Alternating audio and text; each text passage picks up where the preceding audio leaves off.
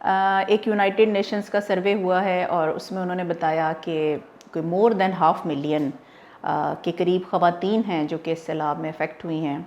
और उसमें से मिज़री की बात यह है कि 73,000 के करीब वो ख़वातीन हैं जो कि अगले महीने में डिलीवर होने वाली हैं, प्रेग्नेंट हैं।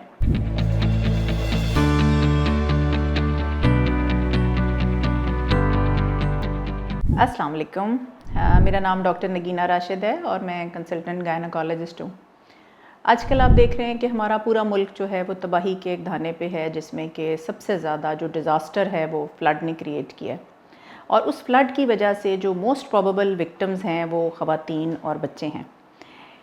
एक यूनाइटेड नेशंस का सर्वे हुआ है और उसमें उन्होंने बताया कि कोई मोर देन 500,000 के करीब ख़वातीन हैं जो कि इस सैलाब में अफेक्ट हुई हैं। और उसमें से मिज़री की बात यह है कि 73,000 के करीब वो ख़वातीन हैं जो कि अगले महीने में डिलीवर होने वाली हैं, प्रेग्नेंट हैं। तो देखें हम अपने घरों में अपनी फ़ीमेल्स को कैसे केयर करते हैं, लेकिन फ़्लड के दौरान हम इन फ़ीमेल्स को क्या केयर दे सकते हैं, अब मैं आज आपके साथ इस बारे में बात करना चाहती हूँ। हमारी जो फ़ीमेल्स हैं यूजुअली वो मेल नरिश्ड हैं, ऑलरेडी वीक हैं, उनके अंदर आयरन डेफिशिएंसी है, उनके अंदर विटामिन डी डेफिशिएंसी है, उनके अंदर खून की बहुत ज़्यादा कमी है और उनके ऊपर घरों के बहुत ज़्यादा बर्डन्स हैं। अगर ऐसी ख़वातीन जिनमें पहले ही कमी चल रही होती है, जब उनके ऊपर फ्लड का एक आफत आ जाती है तो वो इंजरीज़ को भी ज़्यादा ससेप्टेबल है, यानी उनको हर किस्म की चोट लगने का ख़तरा भी ज़्यादा है और उसके साथ साथ उनको प्रेगनेंसी के प्रॉब्लम्स होने का ख़तरा भी ज़्यादा है। अब प्रेगनेंसी में देखें कि अगर तो पहले 3 माह का हमल है तो उसके अंदर उसमें अबॉर्शन का ख़तरा, ब्लीडिंग होने का ख़तरा, ग्रोथ ख़राब होने का ख़तरा। और इसी तरह से जैसे जैसे प्रेगनेंसी एडवांस करती है, इन ख़वातीन को जो प्रॉपर न्यूट्रिशन नहीं मिलती है, प्रॉपर केयर नहीं मिलती है, तो इनके अंदर ये बच्चे की ग्रोथ कम होने का ख़तरा, वक्त से पहले दर्द आने का ख़तरा और ब्लड प्रेशर बढ़ने का ख़तरा, ये सब, यहाँ तक कि बाज़ औक़ात तो बच्चे अंदर माँओं के डेड हो जाते हैं और उनको पता भी नहीं होता और वो ये सारे प्रॉब्लम से गुज़र रही होती हैं।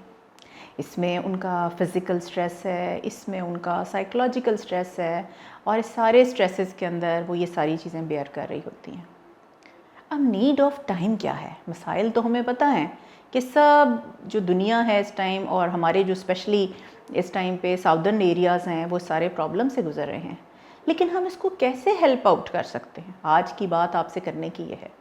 तो देखें, हमने जब भी कभी नीड ऑफ टाइम में अपने रिसोर्स पुअर कंट्री में, जहाँ पे कि हमें लगे कि हम बहुत थोड़े इक्विपमेंट के साथ काम कर सकते हैं, तो हम 3 लेवल्स पे इन फीमेल को केयर दे सकते हैं। पहला लेवल है जो इंडिविजुअल लेवल है।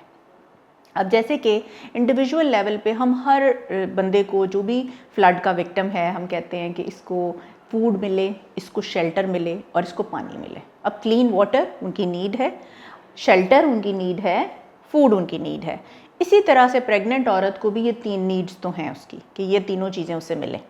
लेकिन उसके साथ साथ उसके पास एंटीनेटल केयर के कोई खैमे होने चाहिए, टेंट्स होने चाहिए, जिनके अंदर उनको प्रॉपर एंटीनेटल केयर मिल रही है। अब एंटीनेटल केयर क्या है? जिसमें पेशेंट का ब्लड प्रेशर चेक हो जाए, उसका वेट चेक हो जाए, उसकी ड्यूरेशन ऑफ प्रेगनेंसी कैलकुलेट हो जाए और उसके रिस्क फैक्टर्स आइडेंटिफाई हो जाएं कि पेशेंट इस टाइम फीवर के साथ है, इन्फेक्शन के साथ है, ग्रोथ के प्रॉब्लम के साथ है, ब्लीडिंग के साथ है, कम से कम वो आइडेंटिफाई हो जाए।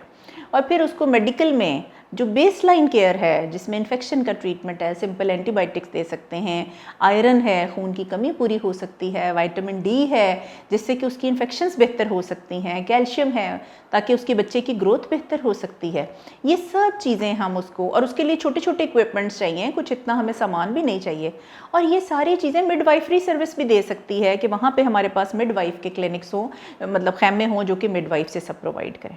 अच्छा जी, अब उसमें वो भी हैं जो हाई रिस्क आइडेंटिफाई हो गए कि इनके अंदर तो ब्लीडिंग बहुत ज़्यादा है या प्रॉब्लम ज़्यादा हैं, या उनके अंदर ओल नीचे वाली साइड पे है, या उनके अंदर पहले से सिजेरियंस हैं, या कोई भी ऐसा जो जिनको हम समझें कि लो रिस्क से थोड़े से रिस्की पेशेंट्स हैं, तो हम क्या करेंगे? हम उन पेशेंट्स को शिफ्ट करेंगे एट द गवर्नमेंट लेवल। अब ये जितना सारा लेवल था ये ऑर्गेनाइजेशन लेवल पे भी हो रहा है और ये इंडिविजुअल लेवल पे भी हो रहा है, लेकिन जो गवर्नमेंट का लेवल है उस पे उन पेशेंट्स को शिफ्ट किया जाए गवर्नमेंट के हॉस्पिटल्स में, जहाँ कंसल्टेंट गायनेकोलॉजिस्ट उनको सारी केयर दें। अब रह गई बात इस चीज़ की कि ये जो हमारे ख़ैमे हैं इनको हम कैसे डिवाइड करें। तो अगर हमारे पास एक ख़ैमा एंटीनेटल केयर का है तो एक ख़ैमा जो है वो डिलीवरी सूट का हो, जिसमें कि अगर हमें वहाँ डिलीवरी करनी पड़े तो डिलीवरी की किट्स होती हैं जो कि डिस्पोजेबल होती हैं, वो वहाँ मौजूद हों और इन पेशेंट्स को इन्फेक्शन फ्री डिलीवरी वहाँ की जाए।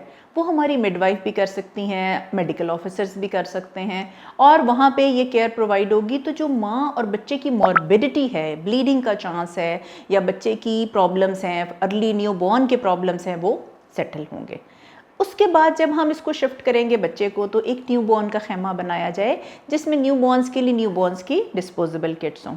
तो इस तरह से हम अपनी प्रेग्नेंट पेशेंट्स को अर्ली जो क्रिटिकल केयर है वो वहीं एट द स्पॉट प्रोवाइड कर सकते हैं। लेकिन आप ये देखें जो रिस्की केसेस होंगे उनके लिए हमें फिर भी हॉस्पिटल की केयर चाहिए होगी।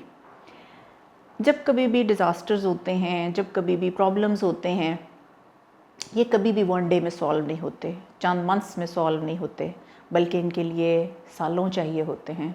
और इन सालों में हम सब ने अपना कंट्रीब्यूशन देना है। हमारा कंट्रीब्यूशन इंडिविजुअल लेवल पे भी हो और ऑर्गेनाइजेशन लेवल पे भी हो और गवर्नमेंट के लेवल पे भी हो। तो as a doctor we all are united and we all are available for our female victims. Thank you so much.